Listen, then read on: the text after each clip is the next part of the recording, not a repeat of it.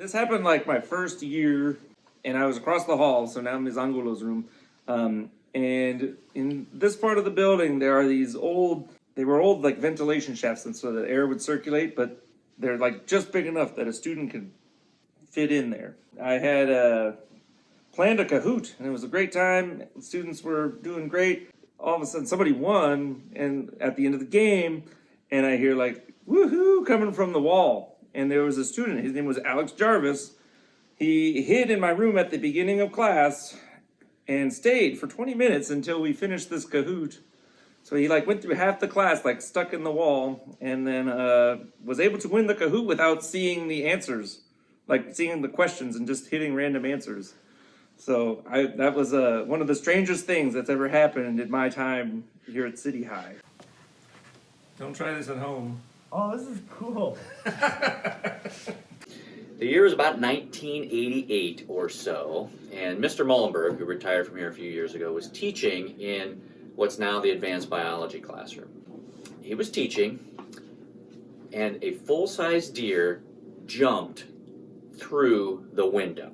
So he hustles the kids in the room next door, and they call animal control and finally get the deer out of the building. But that is a story those kids will have with them for the rest of their lives. There were these two students that were making a horror movie for Film Fest one year. So they wanted to stay late at night at City High to do some filming, and so I stayed with them, and they did all their filming. It was these two students, and then this girl that I think wanted to be like one of their girlfriends or something, like tagged along and was with us too. And so the three of them are filming. I'm just kind of hanging out with them. When they were all done with their filming, we went up to 2109 to just copy all the footage that they'd taken onto one of the computers so they could edit the next day. As they're copying their videos, we just hear like this coming from Dr. Ayer's room, which is like just through a door in there. And we're like, what is that? Because it didn't sound like really a person, but it didn't sound like just general like building noises either. And so like I opened the door into the room, and like the overhead projector was on, and the document camera thing were both on. Like, so the projector and document camera are both on.